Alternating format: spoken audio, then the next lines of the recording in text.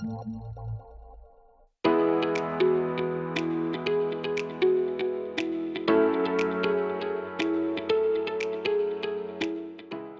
want to preface this presentation by making it clear that all of the data I'm about to present is as at December 31, 2024. Let's get into it. Well, in 2024, there was really just AI and then there was everything else. But in 2024, the S&P was up about 24%. And most of these gains were actually driven by seven stocks. These seven stocks, we call them the Mag 7.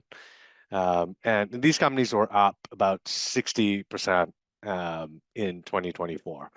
They started the year representing about 20% of the index, but then ended the year representing about a third of the index and also drove about half the gains of the S&P. The Mag 7 earnings actually grew about 33% in 2024 and represented a full 75% of all of the S&P 500's earnings growth for the year. Alongside that, we've created our own AI index to track the performance of companies that we think will benefit the most from the AI tailwinds. And the companies that we track are up about 48% for the year 2024. And what's notable in all of this is that software was actually a bit of an underperformer relative to everything else.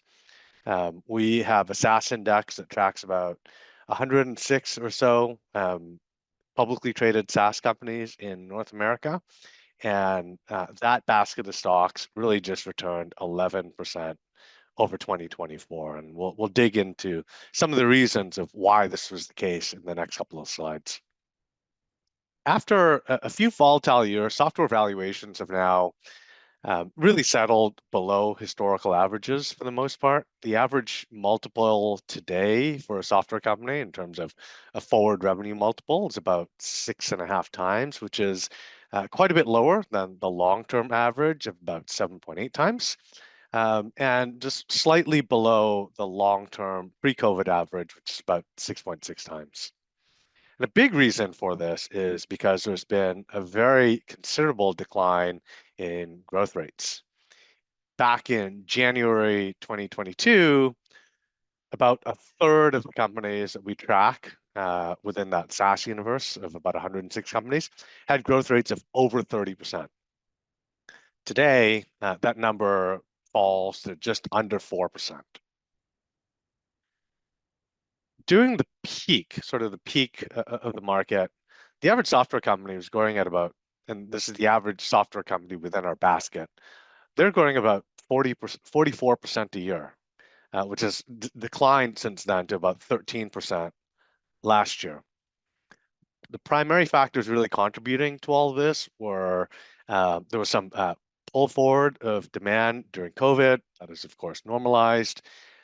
There is now an increase in vendor consolidation across procurement departments. I know we're seeing that ourselves within CIBC.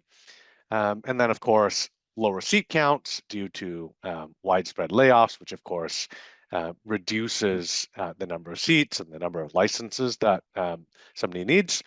And then, of course, there's been a bit of a reallocation of some technology budgets towards AI.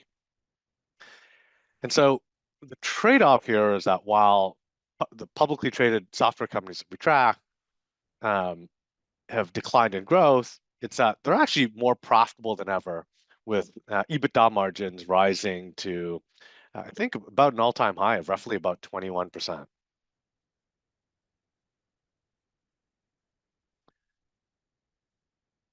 And so in a world where growth has become more and more scarce, the drivers of valuations have kind of shifted as well. And so what we've seen this year, or in 2024, is that this idea of the rule of X, which gives more weight to growth versus profitability, has displaced the rule of 40 as a key valuation driver for software companies.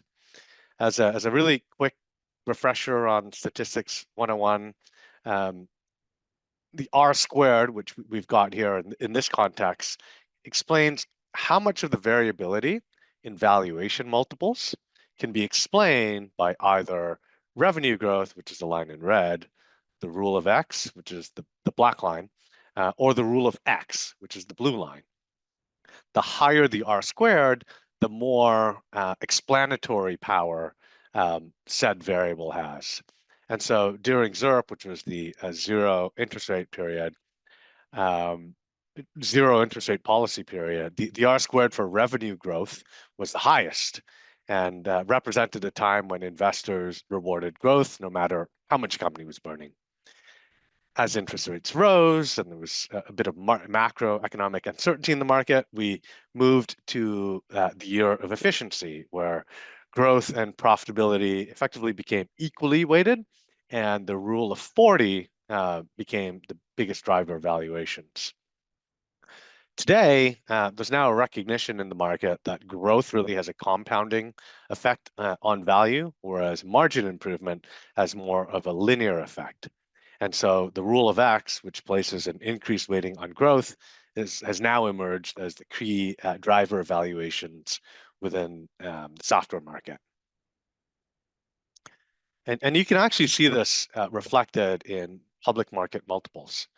The top quartile companies within this universe that we track are being awarded with 14 times forward revenue multiples on average, with the next best category trading on average at about 8 times. And while there's not a huge delta in respect of the rule of 40 between the two groups, there is a fairly significant spread when you measure it against the rule of X. And that spread has resulted in a disproportionate spread in valuation multiples. Outside of AI, companies really struggled to attract VC funding, and you can see this on the chart on the left here. The VC demand to supply ratio, as tracked by PitchBook, remains fairly elevated at 2.7 times for later stage companies and 2 times for early stage companies. So there are 2.7 times more demand than supply for VC dollars out there, is what this is effectively saying. And a big driver of this really is just the lack of exits. 2022 to 2024 were really quiet years for IPOs, which have historically represented the bulk of exits for VCs. You can see that in the top right chart. And so as a result of that, distributions from VCs to their LPs were effectively at all-time lows, which makes investors hesitant to commit to new VC funds, which then, of course, limits the total available of venture capital that could be deployed into companies. Shifting gears a bit to talk about the venture market, which I know you're all very interested in. Venture market in 2024, if you just looked at absolute numbers, well, it rebounded with deal values outpacing what we saw during the pre-pandemic periods. But if you double click on this, what you'll see is that this was largely driven by AI activity, which represented about half of all venture activity in 2024. If you take out AI activity, which is represented by the red bar, then the activity actually falls below 2018 to 2020 levels. Even within AI activity, there's a bunch of nuances to note. A big proportion of the deals were associated with mega rounds, companies raising $1 billion plus. And in fact, what you'd also see is that the top 5 deals within AI actually accounted for 31 billion of the 97 billion. And so a lot of concentration in a few companies. And then the other observation that you'd see if you unpack some of this data is that a large chunk of total AI funding was actually from corporate strategics like Microsoft, NVIDIA, Amazon, and Salesforce, and not actually from who you'd consider traditional VCs. We do, however, see some pretty good signs of optimism going into 2025. There were very few tech IPOs over the last couple of years, but the good news is that the ones that actually went out performed really well. And this is pretty encouraging for the next cohort of companies. And we're seeing a pretty robust pipeline start to build of candidates that we think could tap the market should the window open up. And then on the M&A side, it's also been a fairly quiet market over the last couple of years, but we're definitely starting to see a lot of activity pick up again. We're getting more and more inbounds from companies looking to hire bankers because they've got some real interest from acquirers in them. Um, and some of the themes that we're seeing on the M&A side really is um, it's really the growth-driven M&A theme coming back, which is after focusing on cost cutting and efficiency over the last few years, strategics are facing decelerating growth rates, which we saw earlier, and so they've been able to, because they've been so profitable, amass fairly sizable balance sheets that they're now looking to deploy to drive growth through M&A. The second piece of this is just around regulatory tailwinds. The Trump administration has signaled that it would likely take a more hands-off approach to antitrust, which we think should drive more M&A from big tech. And then, of course, not to cry wolf on this one, but private equity is again sitting on an all-time high level of dry powder of about 2.6 trillion that they need to deploy. This was the same story that we heard last year and the year before. But I think what's different now is that they've deployed as much as they could in take privates. There's not that many of those opportunities left. And um, while they had tried to get away with lowballing companies over the last couple of years, what we're seeing is that they're becoming quite a bit more aggressive in terms of their valuations and paying market clearing prices. And so, with the confluence of those factors, what we see is certainly a more active M&A market going forward. When you couple that with the potential reopening of an IPO window, we expect to see a lot more exits, which will allow capital to flow back into the ecosystem. Thank you, Daniel. Great preview of what's going on in the market. Clearly, we could dive into each of these topics in a lot more detail. I'm going to try and draw out the ones that I continue to get questions on, and I'm sure are top of mind for those on the line today. So why don't we start with the first one? We talked a lot about AI. AI has risen to the forefront again this week, causing a bit of market disruption. But even outside of AI, what else are you seeing? What verticals or technology areas are you seeing the most interest and focus? And maybe Joe, we'll start with you, and then Daniel can fill in. Well, it's funny. I find, at least from my seat, like AI is pervasive across all industries and all categories right now. And it would be almost inconceivable to raise capital out there today without some sort of, paying homage to AI in some way, shape, or form. You're either adopting it or you are strategizing for it. And listen, there's some companies probably that it's less relevant to. Like I remember seeing Sam from Jobber on a panel with Jack from Clio being moderated by Boris Wertz, and Boris sort of put the AI question to those two. And Jack laughed and said, "God, I wish I was in the same position as you, Sam, at Jobber." And Sam laughed and said, "Yeah, it's hard to disrupt, four guys with a lawnmower with AI. Like that is probably not, as relevant." Whereas my industry, banking and the legal industry, I mean, there's a lot of lower level functionality there, that's going to be looked at and, ultimately improved and then replaced with AI over time. There is a sense of, it's pretty capital intense to adopt it directly. It feels a little to me like 20 years ago when you had to buy servers to get into the game. There's a capital intensity to that sort of activity, I think, that plays weight in different industries and at different stages of companies. But yeah, there's no getting away from it. It's 24/7 on AI across all tech right now. Yeah, absolutely. And I think that's an important point for investment committees or due diligence at the board level. They want to know what the AI strategy is of the opportunity that they're looking at. So very important to address that. Daniel, any other sectors that are rising to the forefront from your perspective?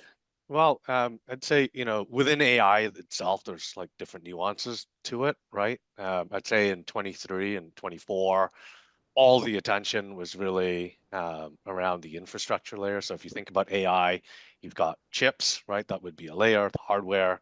You've got the cloud, right? The hyperscalers, that would be another layer.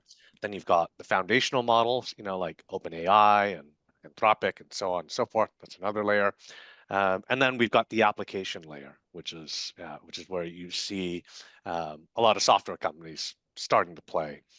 Um, we've invested something like between the hyperscalers and CapEx and in venture money, it's something like $300 billion that's been invested in building out the data centers and the models for AI, and this is a lot of money. And the thinking is that we will continue to spend billions and billions of dollars on this. And so what's happened in the market is that a lot of the attention is now turning to the ROI case, right? And so the make or break layer as to whether or not this money was worth the spend is going to be the application layer. The frontier models are starting to get good enough to power these applications, and so we didn't see a lot of activity in 23 and 24 because the foundational models just weren't good enough yet to be able to power some of these applications, but they're starting to get there. Like they've seen some good advancements in terms of inference time compute. The O3 model that was previewed by OpenAI crushed all the benchmarks. And then, of course, DeepSeek, which was DeepSeek's R1, which was launched this weekend, dropped token prices really significantly, which, of course, democratizes the market and opens up the ability for more consumption. And so with productivity as really the potential killer app here, the market opportunity for agentic AI, which is represented by a TAM of something like 4.6 trillion versus 400 billion for software, is massive. And this is where we see investors starting to get really excited, right? AI native sort of application companies have been growing a lot faster than SaaS companies had at similar stages. And it is becoming the fastest growing category for venture dollars. Valuations are also reflective of this. Many of these companies have been raising money at like 50 to 100 times ARR. And so that's, I think, going into 2025, going to draw the most attention from investors. It's the application layer. Yeah, absolutely. Switching to politics, the political landscape. We just had an institutional investor conference in Whistler this past week, and it was the number one question. These are public market investors primarily, but the number one question was all around the political environment, tariffs, Trump initiatives, etc. How do you think that will change the market outlook for this upcoming year, both within Canada, but also as you look south to the US? Daniel, do you want to take that one first? Sure. I'll speak more to the US first. I think there's a bit of a bifurcation between the equity markets and the bond markets. The equity markets clearly love the new US administration. The price earnings ratio for the S&P is at an all-time high. And there are a bunch of things that Trump has said he's going to do that I think are fueling this. The lowest hanging one is the tax cuts, right, which would considerably improve earnings going forward or sustain that level of earnings growth going forward. He's also showed that he's very AI friendly. If you look at who he's brought alongside himself to advise him on these matters, then there's the idea of Doge, which could reduce the budget deficit, and then just less regulatory red tape overall. Crypto meme coins are back. These are the new NFTs. We expect to see less antitrust, which could spur more M&A. But And the bond markets are quite a bit more skeptical. Yields are going up. Why? Because there's a fear of inflation from the tariffs, more deficit spending as a result of tax cuts, and then the impact of the U.S. labor market if the Trump administration is successful in pulling off mass deportation. So tough to say from where we stand today. Mm. Yeah, absolutely. Yeah, it seems like a lot of levers in flux at the same time, doesn't it? It seems like utter madness. I would say that, just looking at from my like very myopic seat and, sort of West Coast Canadian tech or Canadian tech in general, and generally early stage, I would not want to overplay the Trump, effect too much. It's still a long-term game. It's still building a great company over 10 years. It's still, a few years to establish, incumbency in a vertical, that you're proud of. You can always set up an office in the US. Like it doesn't seem to me like, it should be a stopgap for, Canadian tech to be successful. US tech investors have always come over here opportunistically. Like it's always been more capital efficient up here. Folks have always been, been doing less with more. That may play better into, both a short term and a long term, opportunity set, regardless of, if there's, I don't know, tariffs on some classifications of good going over the border south. I think the biggest impediment remains, simply, that the capital markets are still a bit, still a bit stuffed up. There hasn't been exits, there hasn't been IPOs, so that circular flow of capital, back from, investors into, from LPs back into GPs and then, out through exit again seems to be stalled. And, that is not going to change. It feels to me like in the next couple of years.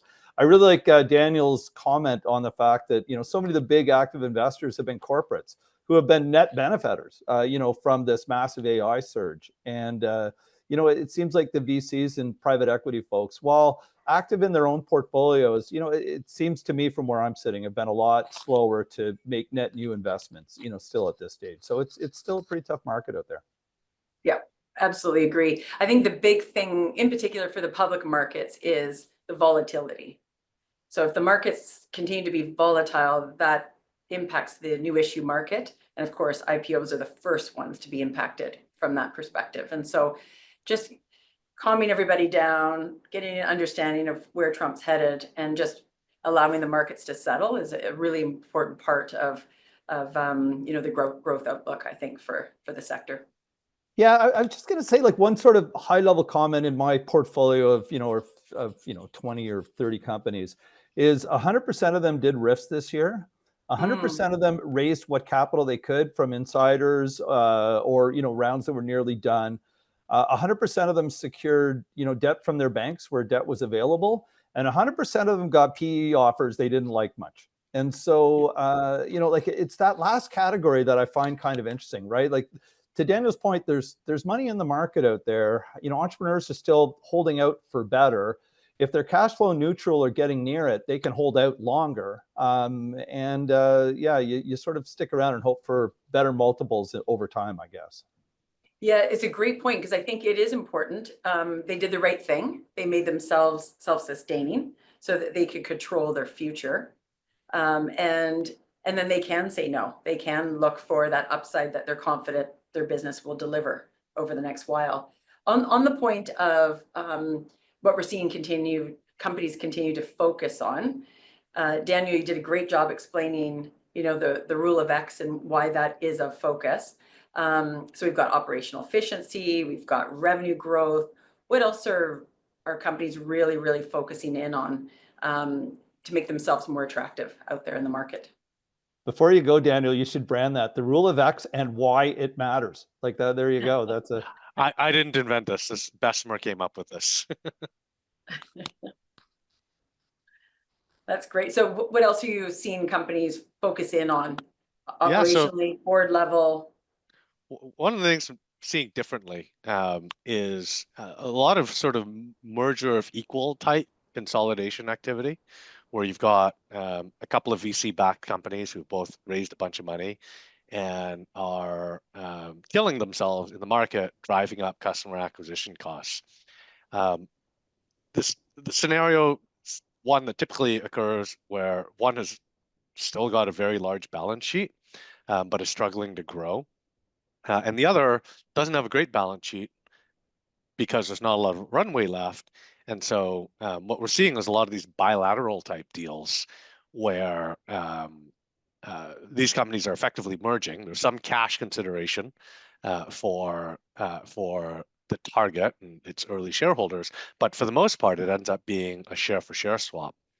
And when you look at the pro forma businesses going forward, you see a lot of efficiency and a ton of just industrial logic and synergy in what that combined company looks like, which I think could set them up for a much better exit down the road. And so that's something that seeing something that is different now than you would have seen a couple of years back. And a greater willingness to have a discussion around that because it comes into a relative valuation point. My company is better than your company, therefore my multiple should be this and yours should be that. Well, it's not that easy. Yeah. And so I think it's starting to align a little bit closer so that they can have that discussion. Yeah, that's exactly right. And then you've got all the different share classes, right? Yeah. Oh my The goodness. common shareholders, they would like the company to do a qualified IPO because then all the prefs convert into common, and there's not this sort of pref stack in front of them, but they don't have the size and scale. And so, well, what if we merged? Well, then we might have the size and scale if things play out the way we think they should play out in the next 12 months. Yeah, I would say absolutely. the thing that I'm seeing in the market, it's not like necessarily a really happy thing for the groups, listening to this call, but it seems like where the pressure is in a number of my companies is, some shareholders need to get out. It's the times, the time's up. They've been in there 6-7 years. And so you get these deals into, great companies, but they're largely secondary. And so the problem being solved is not capitalizing, an aggressive startup for growth. The problem being solved is that money needs to go in from these, private equity folks that have cash. And, the folks in deals need to get out because they need to return money to their investors, and they're willing to take, a cut on long-term return to take short-term liquidity. And that's the problem being solved in the market, with the mega rounds anyways, with the really big rounds we're seeing. And so like small VC is still getting done because that's what small VC does. And there's not a lot of liquidity expectations there. And, it's more collaborative. There's not big overhangs and, valuations, but it's that medium stage company, I think, that's getting squeezed a bit right now. It's hard to raise a meaningful round of primary. It feels to me right now. Yeah, I would absolutely agree with that.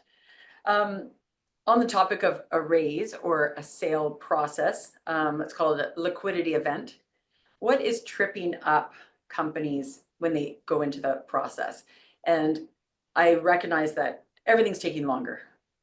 And you could have a lot of energy and excitement towards a process, and then, something kind of derails it. What are you seeing, Joe, is one or two of those reasons that things get derailed? Yeah. So anyways, I really can't speak to IPOs. It's really not like that's you and Daniel, obviously. But hey, listen, doing a round of financing is just selling, your company, but less than 100% of it. And so I can only really speak to the super early stage stuff, but that never changes. I would say get a good lawyer early and make sure your cap table is in impeccable order. I would say, make sure your contracts are done right and that every employee is, bound by, mature contracts that, you can trust. I would say make sure your IP is assigned properly. I would make sure that your reporting's up to speed. My good God, like it's now a day of, known metrics and, regardless, even if you're not SaaS anymore, you need to have, a customer health card for every customer you have. Are they growing? Are they shrinking? Are they loose in the socket? Or, like when was the last time you contacted them? I've seen so much customer level diligence on, on VCs going into companies now, and they want SaaS level metrics on your services business. It is a really customer, that's where all the risk is right now is, people have been buying through the party times of the last 5 years. Are they still buying? Are they growing? Are they growing organically? Are you closing new customers? How's your pipeline look relative to, your expectations? Can you support your growth? It just feels so 20 years ago again to me on the diligence side, and how you really need to, I don't know, you need to be one step smarter than just young and hungry. You've got to be executing with some mature process nowadays, it feels like. Yeah, enhanced due diligence, absolutely. Daniel, anything to add? That was a great list provided by Joe. Yeah, I absolutely agree with Joe. Just enhanced diligence on the commercial and business side, and just having processes in place for go-to-market and all that other good stuff. But one of the things that I've been seeing more recently in processes that we didn't see as much scrutiny around in the past is really around privacy and cyber risks. It's there are now, it used to be just technology diligence, right? Like that's code review, making sure you're kosher with your open source and that there's not a lot of tech debt and so on and so forth. But what we're now seeing is more and more third-party advisors being brought in specifically to look at things like privacy, like are you compliant with GDPR and so on and so forth, and then cyber risks, making sure that there haven't been any sort of undisclosed data breaches or vulnerabilities and things like that. And these things have been slowing down some of the deals that we've got on the go. And then the other bit, and this is probably more of a healthcare thing.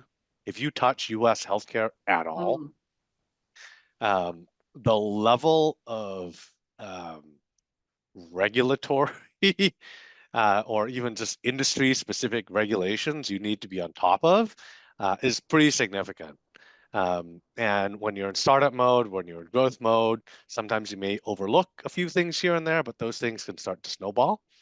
The other thing that you need to be aware of is anticipating bills and the political climate within Congress or the Senate that could significantly impact your business model going forward. So, things like drug reimbursements, insurance, that kind of stuff, and just being aware, because as investors or buyers due diligence on you, they will engage with regulatory consultants who are going to bring all of these things up. And so I'd advise companies to be prepared ahead of time for these sorts of questions.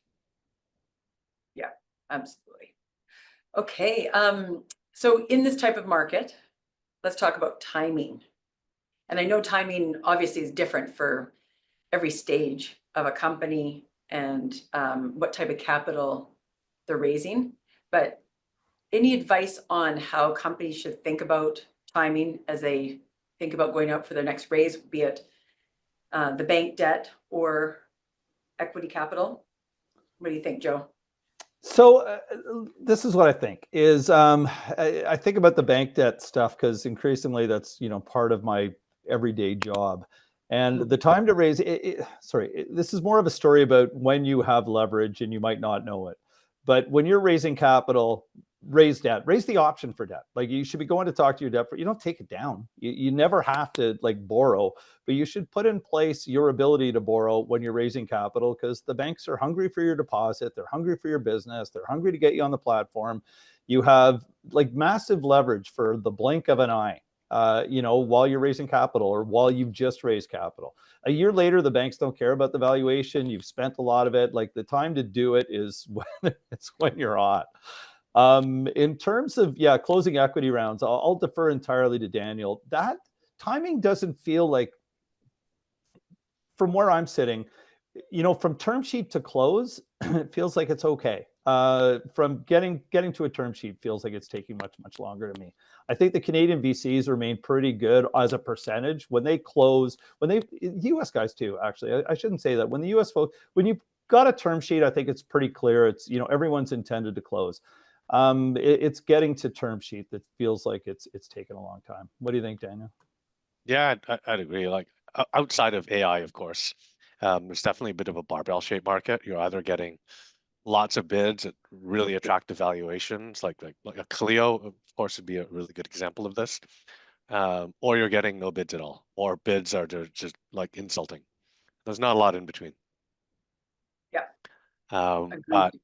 to address your question, Kathy, as it relates to timing, I think a simple rule on all this is raise it when raise it when you've still got at least 12 months of runway, like if you're a burning company, because as you run out of runway, your negotiating leverage for either a sale or subsequent financing becomes compromised. Yeah. And so that's how I would think about timing. I mean, CEOs, founders should always be out in the market, engaging with investors, keeping them up to date, um, and making sure that they're aware of your progress and tracking it, and demonstrating that you're doing what you're saying you're going to do, so that when it comes to raising, you're in a much better position to be able to get the terms you want on a fairly expedited manner. Great. Thank you.